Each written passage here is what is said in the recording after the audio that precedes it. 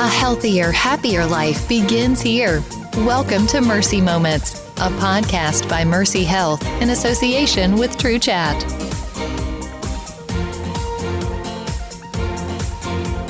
Did you know that Urbana's downtown is going through a dramatic renovation and expansion? Or that many of the buildings are in the process of being preserved, updated, and repurposed? The Monument Square initiative is indeed drastically changing and greatly enhancing the look and feel of the downtown area. Thanks for tuning in today. I'm the host of Mercy Moments, T. Allen Ceyler, coming to you from Champaign County here at True Chat Studios in Urbana, Ohio. She has served within the community in many different capacities, including as the Monument Square District's board president. Please welcome to the program, Vicky Deere-Bunnell. So can you tell our listeners a little bit more about yourself? I was born and raised in Urbana. I graduated from Urbana High School. I've just recently retired from banking after 45 years. I really like downtown. I really like Urbana. It's just the home feel. Just really remember a lot of my spending a lot of time in downtown in Urbana. So you mentioned your background in banking. Where are some of the places you worked locally? Basically, I worked different areas in banking, but ended up in operational. I see. So how did you get involved with public works or community projects? I was asked back in 2013-14 if I would want to be on the board, and I was very interested. I'd volunteered on several different, just to help on several of the different events. Yeah. So I thought I would like to get involved. So I said yes, and from there I've been on the board since 2014. Started out just as a board member, and then became the secretary, and then became the president. So is this one of the first projects that you've worked on locally? Being on in this board, yes. The one and only volunteer part I've ever done, other than just volunteering around town. So can you tell us what exactly is the Monument Square initiative? We actually do have our mission statement, and it's called to champion the development of an economically, socially, and culturally vital central business district, enhancing the quality of life in the city. I see. Basically, what we like to try to do is we're more of like a liaison.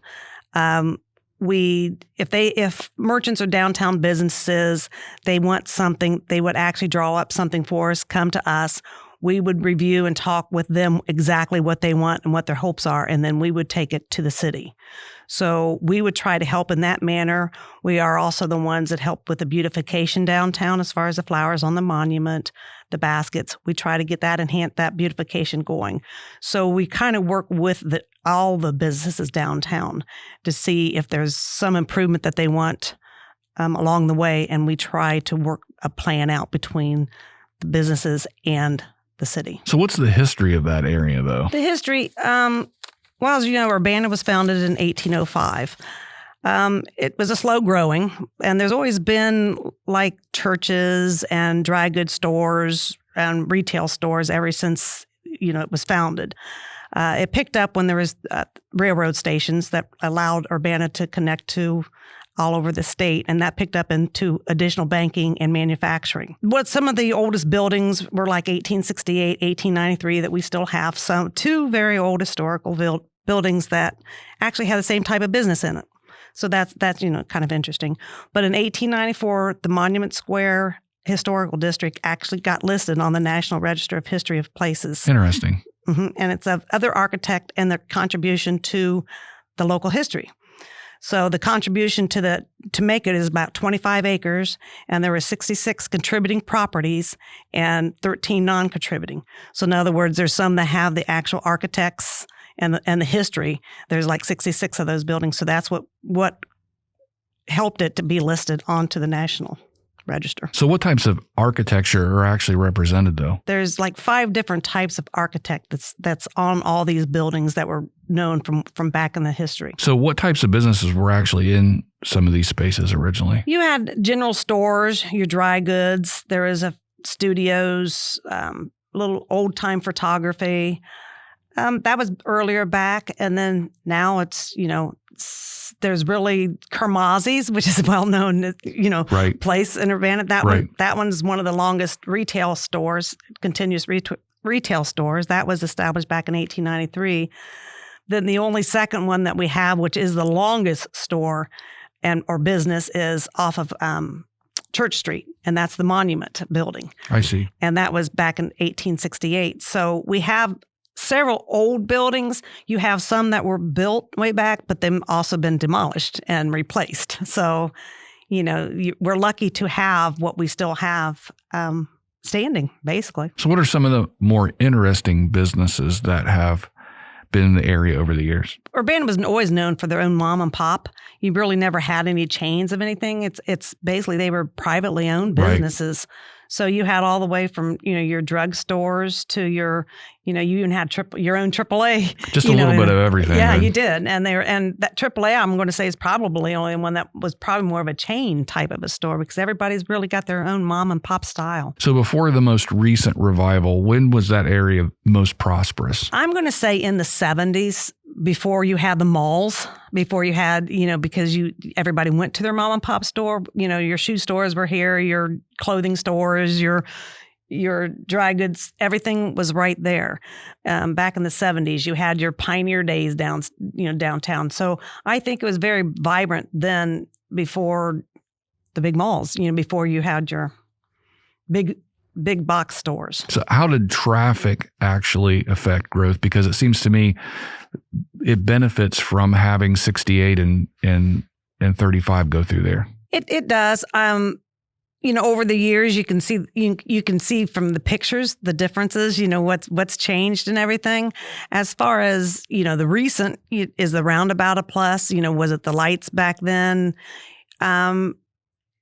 By working in the square, you did see the difficulties of some of the traffic going back and forth. Right. Many semis up on the monument, but it is having two highways connect. Having all highways really was a benefit because you do have to pass through at some point, and that those highways are very busy. What's interesting is what is old sometimes becomes new again, and a lot of towns are getting those turnarounds now. Again, so when did the idea of making improvements to the area first take shape? I think the property owners, by looking at other surrounding communities, they saw different things happening in town. I think it was always a thought there because you do have an organization, CCPA, who that's a preservation that they were established, and they like to see the areas stay basically like it was, or at least a little, keep the history. So you have some regulations, you have, some agreements you have to go through, some guidelines, some bylaws before you can do improvements. So I think the people that are buying up the owners now, they like to bring the history back. It might not look exactly the same way, but, like where they boarded up the windows, they're unboarding, they're making the second floors. Some of the a lot of them are into lofts. One of them still has an old movie theater in there. One of them still has the ballroom that used to be. So you have a lot of lofts coming in there. I think the owners saw the potential, and you do have, it seems to be, like you said, it's a phase coming back in. Right. That they actually see that there is such a need or want of people wanting lofts, right. Into an area that they can walk or, so they see it, and there is quite a bit of an improvement that way. Now, you guys also had the parking meters removed, correct? Yes. That was one of the first projects that we worked on that they came in and asked because they thought by removing the parking meters, that would help parking downtown, that people don't have to pay. And you guys also added restrooms, right? Well, we haven't yet. That's a project we're working on, and it's needed. We're going to add a restroom, and we're looking at mural on the side where that little park is, in the on the corner. So we are trying to make the beautification improvements, but the restrooms we really need, because in order to actually have this as a stopping point for visitors, right, as a destination place, one of the things you have to have is a public restroom. So where are those going to go, Vicky? It's going to be on the southeast side, there's a little park there, and it's called Legacy Park.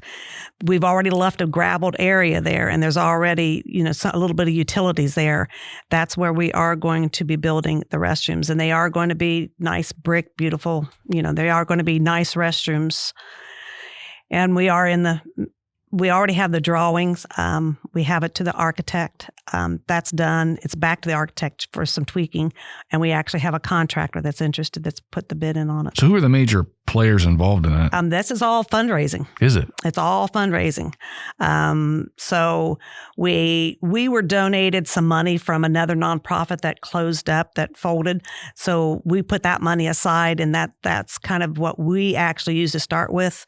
And then we had some merchants that actually did some fundraising. We had a few donations. We haven't really gone out for everything because we don't have in black and white the final cost. So what resources are going to be needed to make that happen? We are going to be working with the Visitors Bureau as far as we have to come up with a game plan on how we're going to have it open, closed, the maintenance of it, how often the maintenance, anything like that. We have to come up with a game plan. And then what I will do is take that game plan to the city and get everything approved by that. I see. So basically, once it's done. It's just hiring someone and having the ability to maintain it every year. Well, that pretty much does it for the first segment. In the second segment, I'd like to talk a little bit more about the shops that are currently located in the area and what the future holds. We'd like to take this time to remind our listeners that all of True Chad's podcasts help pursue a common goal: to educate people by providing honest, open, and respectful conversations and information. To learn more about Mercy Moments, listen to the recap at the end of the program. And to search for previous episodes or find ways to listen, please visit us at mercymoments.org. Are you in need of medical imaging services? Then look no further. For Mercy Health Urbana Hospital and its newly renovated Imaging and Women's Center now offers everything from CT, MRI, and ultrasound to DEXA, and yes, even 3D mammography. Also, our team of board-certified radiologists will work with your prescriber to provide accurate and timely results. To learn more about medical imaging services, please visit us at mercy.com. Welcome back. Our topic today has been about the renovation and revitalization of the Monument Square area here in Urbana. And my guest today has been Vicky Deere-Bunnell. So today, what can the average person expect to see when they go downtown? Actually, pretty much a little bit of everything. You have your dining, your nice dining, and it's all, again, mom and pop dining, no chains. You have several restaurants downtown. You have clothing store. You have several antique shops, and inside the antique shops, they actually have had booths that might be more crafty. You have, of course, you can go to insurance. You have your insurance companies down there. You have your attorneys down there. You have banks down there. You have beauty shops. So you have tattoo places. You pretty much have quite a few choices to choose from as you're walking the streets in Urbana. I think we talked about this in the first segment a little bit. So what's the basic theme now? Like, I see a lot of antique shops down there. You have a lot of antique shops, but when you go into there, you have a little mixture. It's not your antique shops that that it's just strictly all antiques. You kind of have a little bit of mixture, a flair of a little bit of modern, a flair of chic stuff. It's just they need to go in to see it and not be afraid to think it's all nothing but antiques, because it's kind of a menagerie like it's always been, correct? Well, it is. I mean, they have a lot of fine antiques, don't get me wrong, but inside there you might find, a few modern stuff that you might even like. So they try to go with the trend. So try not in their stores to keep everything. I mean, it's the majority of it is antiques, but you can find some more modern finds in there. And like you stated earlier, there is plans for housing down there. There's a couple of places that are already being renovated for the lofts. Those are really interesting. Right. And they have beautiful lofts. CCPA puts on a loft tour that it's amazing when you go on there what those lofts really look like in a town of Urbana. And then the old bank is going to become a nice restaurant. So there's a lot going on, especially when you had the old hotel becoming a legacy place for senior living. So we're hoping that brings, people walking traffic along the way.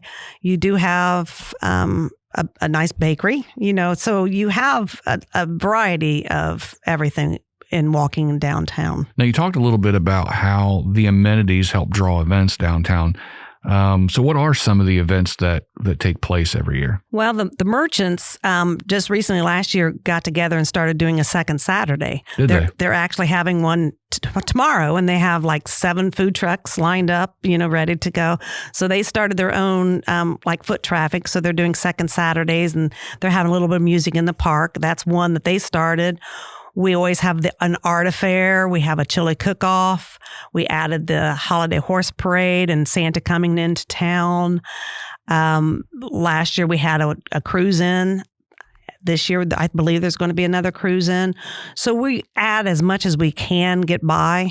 Another reason why restrooms would be very nice to have. But you guys are still open to hosting more events, right? Oh, yes. We're open to anybody with ideas. They can come to us, and we'll try to work it out to see how we can, even if it's just a one time for, a cause, if they want to have it downtown just to bring some more foot traffic. The merchants do a pumpkin walk in October, and that's really been, has brought a lot of outside shoppers. So what is the process with that? In other words, when somebody wants to hold an event, what's the process for that? Right now, we work one-on-one more so with the city than what we had been, because they found that we would be a nice liaison.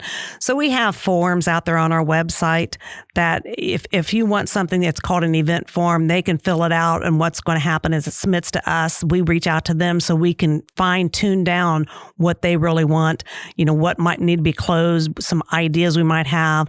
And then we send it on to the city to approve. And the city's pretty lenient about, they're pretty good to work with. If you need the streets blocked, they have like an A, B, C plan. They provide the cones, and they'll do the signage. So they're pretty easy to work with. If they think it can happen, they will help us make it happen. Now, you talked a little bit more about funding. Can people donate to the initiative? Mm-hmm. People can donate to the restrooms. Or I do have someone that's interested maybe in helping with the mural, but the restrooms naturally is the top priority.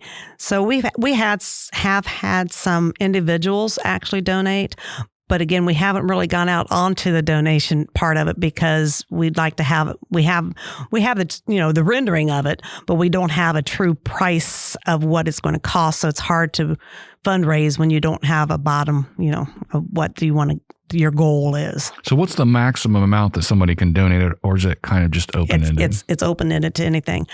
We had a merchant that actually did hot dog days on it, and they didn't charge. That went towards the restrooms. We had, some with jars that say restroom donations and everything like that. So they help, they help out as much as they can, but we haven't, like I said, we have not really reached out for large donations as of yet. We hope to be able to do that probably within the next month or two. So you touched on this with the restrooms. What are the funds being used for? I mean, they can donate. They can actually state what they want it to be for, and we can actually set that aside. I see. But right now, what we're focused on is the restrooms. But if there was something that, when they know that we want a mural or something like that, and they say, well, we want to donate for the mural, we would house that as a mural. So can people donate their time as well? Oh, yes, please. Yes, we could always use volunteers, and it can be for an event. It can, if somebody has an idea that, they want help with, to think that they could bring some people, some vibrant activity into downtown, we're all for it. So yes, they can reach out to us at the website. We have a Facebook. So yes, we always look for volunteers. So what are other ways? I think you just touched on the website. What are other ways where interested parties can get a hold of you? On the website, there is a phone number that they can actually use. They can email. There's an email on that website that they can actually email us to get, if they have any questions or any ideas, they can directly email to us. And like I said, we're open to any ideas. A lot of people go to other places and they come back to us and say, well, wouldn't this be neat to do? Right. Well, that pretty much does it for the program today. We'd like to end this show with something that we like to call caring corner. And this month's spotlight is on the community paramedicine program at Mercy Health Urbana Hospital. It officially began in February of 2021, and Cheryl Weirs is the program's coordinator. The program is so successful that it will soon be available countywide through various EMS departments. Referrals into the program can be made by physicians, nurse practitioners, emergency personnel, nurses, care coordinators, social workers, discharge planners, EMS and fire departments, walk-in clinic personnel, and finally, the patients themselves. The program's goal is to be a bridge between potential patients, their needs, and community resources, and to provide them with the proper level of care. For example, it gives advice on or provides services for things like medication reminders, long-term care placement, obtaining medical equipment, in-home physical therapy, nurse visits, mental health placement, transportation needs, blood pressure checks, help applying for a passport, medication education, home delivery, home health needs, and finally, follow-up after an inpatient discharge. To learn more about the Community Paramedicine Program, please call us at 1-866-624-0366. Again, that's 1-866-624-0366. A quick reminder, our goal here at Mercy Moments is to promote local resources, awareness, and involvement. Therefore, if you have any comments related to past episodes or have suggestions for future programs, please contact us at taceyler@mercy.com. That's capital TACEYLER@mercy.com. Again, I'd like to thank my guest today, Vicky Deere-Bunnell, for being here. You can listen to Mercy Moments on TrueChat via Spotify, Apple Podcasts, Stitcher, or anywhere else fine podcasts are found. For Mercy Moments, Mercy Health Urbana Hospital, and TrueChat, I'm your host, T. Allen Ceyler. Vicky Deere-Bunnell. Thanks for listening today. Stay healthy, all right.